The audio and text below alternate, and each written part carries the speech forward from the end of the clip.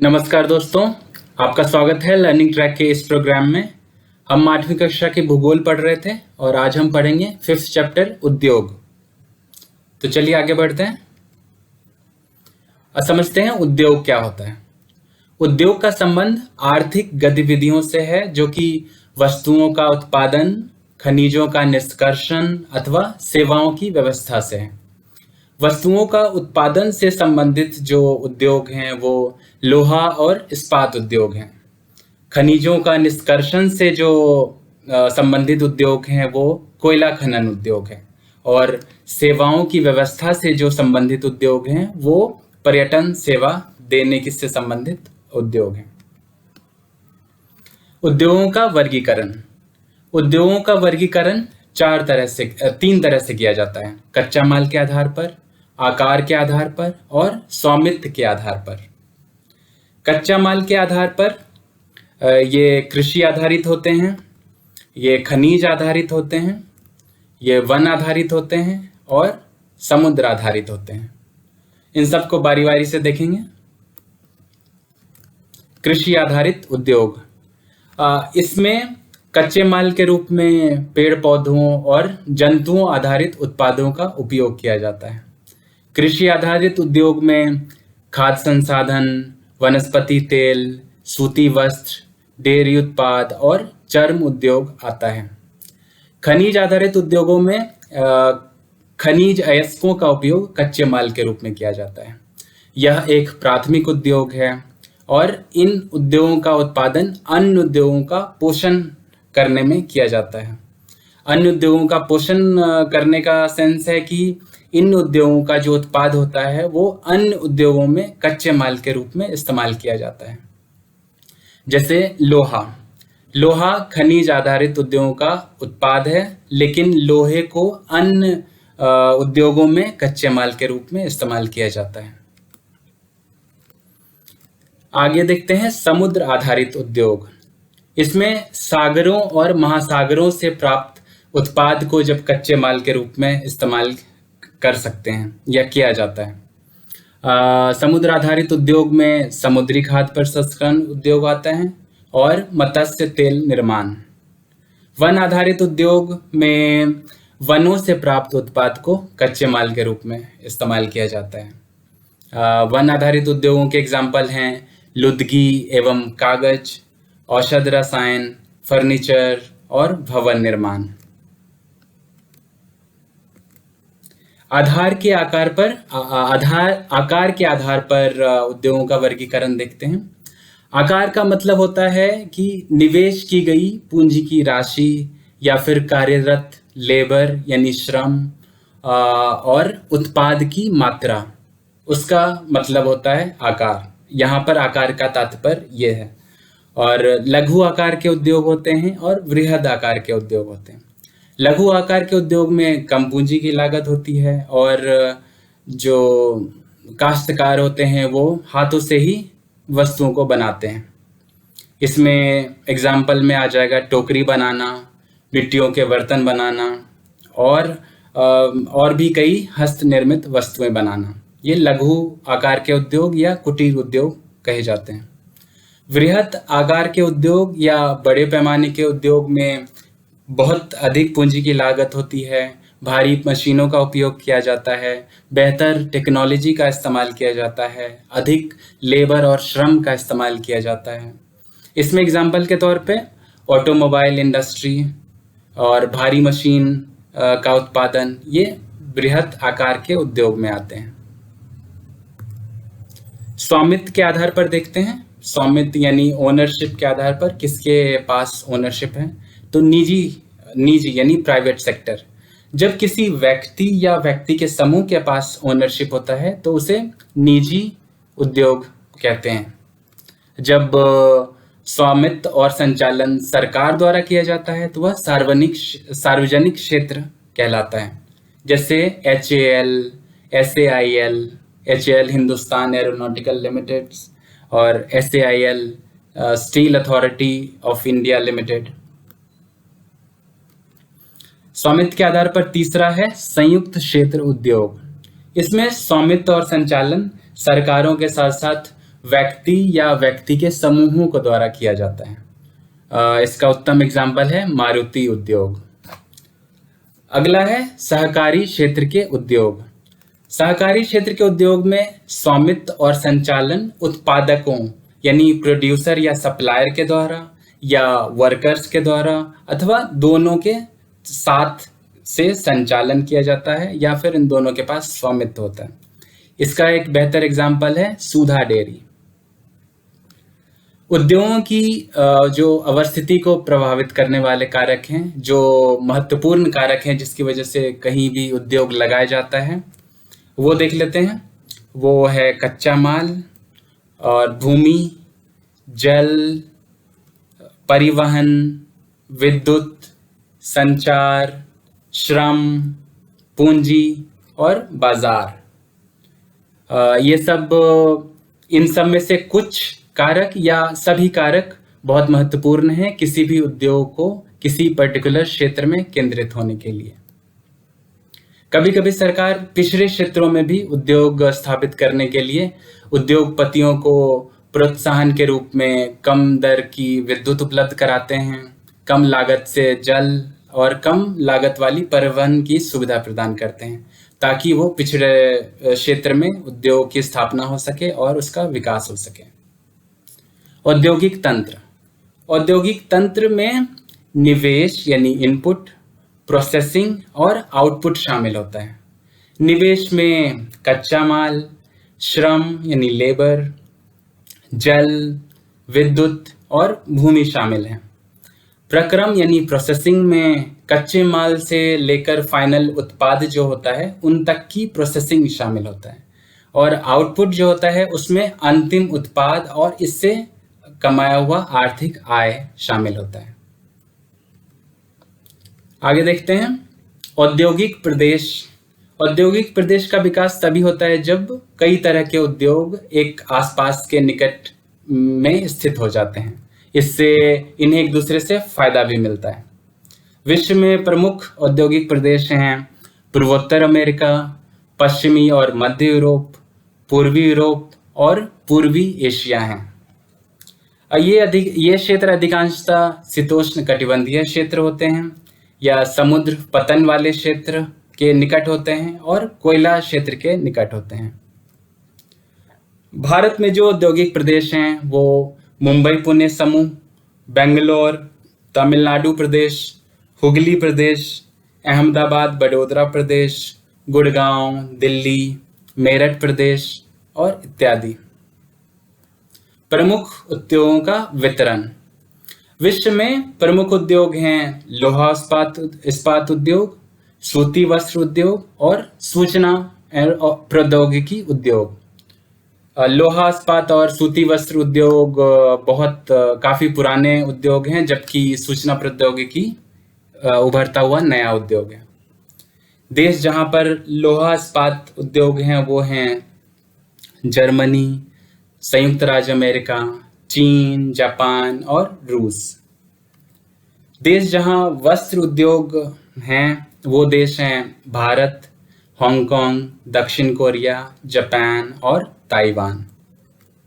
सूचना प्रौद्योगिकी के जो मुख्य केंद्र हैं वो देश हैं सेंट्रल कैलिफोर्निया, मध्यवर्ती कैलिफोर्निया के सिलिकन घाटी और भारत में बेंगलुरु प्रदेश में है। आप ये जो देश में लोहा इस्पात के कुछ क्षेत्र हैं आप मैप में देख सकते हैं, समझ सकते हैं। यूएसए में स्थित है, यूरोप में जर्मनी में है, रशिया में है, चाइना में, जापान में और भारत में कुछ क्षेत्रों में है। आगे बढ़ते हैं। लोहा इस्पात उद्योग अन्य उद्योगों की तरह इसमें भी शामिल है निवेश, प्रक्रम यानी प्रोसेसिंग और निर्गत यानी आउटपुट। यह उद्योग पोषक उद्योग के तौर पे होता है। पोषक उद्योग को हम समझ चुके हैं पहले कि पोषक उद्योग वह उद्योग होता है जिसका उत्पाद अन्य उद्योगों में कच्चा माल के रूप में किया जाता है। लोहा इस्पात उद्योग जो है आधुनिक युग का मेरुदंड कहलाता है यानी बैकबोन कहलाता है। श्रम पूंजी स्थान के साथ साथ इसमें लौह अयस्क, कोयला, चूना पत्थर, डोलोमाइट का कच्चे माल के रूप में इस्तेमाल किया जाता है। लोहा से इस्पात बनाने के लिए लोहे को भट्टी में जला जाता है, लोहा ऐश को भट्टी में डाला जाता है, उसे गलाया जाता है, फिर शोधित करके इस्पात में परिवर्तित किया जाता है। इस्पात में अगर एल्यूमिनियम, निकल, तांबा जैसी मिश्र धातु अगर हम मिला दें थोड़े थोड़े मात्रा में, तो यह बहुत कठोर बन जाता है, दृढ़ हो जाता है और इसमें जंग प्रतिरोधक क्षमता आ जाती है। जीवन में जो भी कुछ वस्तुएं हम इस्तेमाल करते हैं वो या तो लोहे से बना होता है या इस्पात से बना होता है, और अगर वो लोहा इस्पात से ना बना हुआ हो तो वह वस्तु के निर्माण में जो मशीन और औजार इस्तेमाल होते हैं वो लोहे और इस्पात का बना होता है। यहाँ तक कि सेफ्टी पिन, सुई, ये सब भी लोहे और इस्पात के बने होते हैं। 1800 लोहा इस्पात उद्योग को देखते हैं कि 1800 ईस्वी से पूर्व ये कैसे अवस्थिति में स्थित होते थे। तो 1800 से पूर्व की टाइम में जहाँ पर ये स्थित होते थे वहाँ पर कच्चा माल का होना आवश्यक होता था, विद्युत आपूर्ति और बहता जल होना आवश्यक होता था। बाद में 1850 के बाद यह कोयला क्षेत्र, नहरों और रेलवे स्टेशन के निकट स्थित होने लगे, और 1950 के बाद यह समुद्र पतन यानी सी पोर्ट के पास, बंदरगाह के पास होने लगे, और जहां पर विशाल सपाट भूमि हो, फ्लैट भूमि हो, उस एरिया में केंद्रित होने लगे। भारत के कुछ इस्पात उद्योग के क्षेत्र हैं भिलाई, दुर्गापुर, वरन, जमशेदपुर, राउरकेला और बोकारो। इस अवस्थिति को हम इमेज के द्वारा समझने की कोशिश करते हैं। आप देख सकते हैं 1800 से पूर्व यहाँ पर जहाँ पर ये कच्चा माल, बहता जल और इलेक्ट्रिसिटी, विद्युत उपलब्ध हो, वहाँ पर स्थित हुआ करते थे। 1850 से 1950 के बीच उस जगह पे स्थित होते थे जहाँ पर कोयले का निक्षेप होता था, कोयला डिपॉजिट्स होता था, रेलवे स्टेशन के निकट होता था और नहरें होती थी। और 1950 से लेके अब तक जहाँ पर उद्योग स्थापित होता है वहाँ वो क्षेत्र में समुद्र पतन यानी बंदरगाह, सी पोर्ट होना बहुत आवश्यक हो गया है, और विशाल क्षेत्र का फ्लैट भूमि हो, सपाट भूमि उपलब्ध हो। आगे देखते हैं जमशेदपुर, जो कि पहले साक्षी के नाम से जाना जाता था, उसका एक एग्जाम्पल कंसिडर करते हैं। भारत में 1947 से पहले सिर्फ एक इस्पात कारखाना था और वो था टिस्को, जो कि 1907 में स्थापित हुआ था। टिस्को का फुल फॉर्म है Tata iron and steel company limited. TISCO को जल की आपूर्ति स्वर्ण रेखा और खरकई नदी से उपलब्ध हो जाती थी, जो कि निकट में ही था, और टिस्को के लिए कोयला झरिया से प्राप्त होता था, और उड़ीसा और छत्तीसगढ़ से इसे लौह अयस्क, चूना पत्थर, मैंगनीज, डोलोमाइट जैसे कच्चे माल उपलब्ध हो जाते थे। यहाँ पर कोलकाता के पास समुद्र पतन यानी सी पोर्ट पास में है, जो कि इसके लिए फायदेमंद है।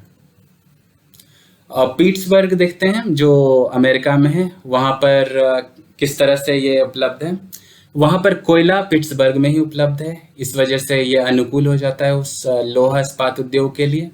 लौह अयस्क ये मिनेसोटा से मंगवा लिया जाता है, और ओहायो, मोनोगेला, अल्घनी नदी से जल की आपूर्ति हो जाती है। इमेज के तौर पे समझते हैं। पिट्सबर्ग से मिनेसोटा, जहाँ से हमें लौह अयस्क की प्राप्ति होती है मिनेसोटा से, तो इन दोनों के बीच ग्रेट लेक्स का एक जल समूह स्थित है, जहाँ से जो पानी के जहाज से हमें, समुद्र पतन है दोनों में, और पानी के जहाज से हम इन चीज़ों का मिनेसोटा से कोयलों को आयात कर पाते हैं आसानी से। आगे देखते हैं सूती वस्त्र उद्योग। सूती वस्त्र उद्योग में कपास, ऊन, सिल्क, जूट और पटसन का प्रयोग किया जाता है। उपयोग में लाए जाने वाले कच्चे माल के आधार पर वस्त्र उद्योगों का वर्गीकरण किया जा सकता है। वस्त्र उद्योगों में कच्चे माल के रूप में रेशे का उपयोग किया जाता है। ये रेशे प्राकृतिक रेशे भी हो सकती हैं और मानव निर्मित रेशे भी हो सकते हैं। प्राकृतिक रेशे जैसे ऊन, सिल्क, कपास, लिनन और जूट। मानव निर्मित रेशों में आ जाएंगे नायलॉन, पॉलिएस्टर, रेयन इत्यादि। आगे देखते हैं। 18वीं सदी में पावरलूम ने ब्रिटेन में सबसे पहले सूती वस्त्र उद्योग का स्थापना किया, फिर अन्य जगहों पर उसने उद्योग लगाना शुरू किया। सूती वस्त्र के महत्वपूर्ण उत्पादक देश जो हैं वो भारत, चीन, जापान और संयुक्त राज्य अमेरिका है। 1854 ईस्वी में सबसे पहली यंत्रीकृत वस्त्र मिल मुंबई में स्थापित किया गया था। मुंबई में उष्ण और आर्द्र जलवायु की वजह से वहाँ पर मशीन आयात करने के लिए समुद्र पतन पास में होने की वजह से, और मुंबई जो कि एक घने बसे हुआ क्षेत्र है, जनसंख्या बहुत अधिक है, इस वजह से यहाँ पे श्रम लेबर आसानी से उपलब्ध था। मुंबई के बाद अहमदाबाद जो कि सूती वस्त्र उद्योग के लिए एक हब बन गया, और 1859 में 1859 में यहाँ पर पहली सूती मिल स्थापित हुई। अहमदाबाद को भारत का मैनचेस्टर कहा जाता है, और यहाँ पर भी अनुकूल अवस्थिति के कारण यहाँ पर सूती मिल वस्त्र उद्योग जो है आगे बढ़ा। जैसे यहाँ पर मुंबई समुद्र पतन यानी सीपोर्ट पास में ही था, यहाँ पर लेबर आसानी से उपलब्ध था, यहाँ की जलवायु आर्द्र थी, और विशाल क्षेत्र का सपाट भूमि भी उपलब्ध था। ओसाका जापान का एग्जाम्पल कंसीडर करते हैं सूती वस्त्र उद्योग के लिए। जापान में भी सूती वस्त्र उद्योग बड़े पैमाने पर होता है। ओसाका को जापान का मैनचेस्टर कहा जाता है।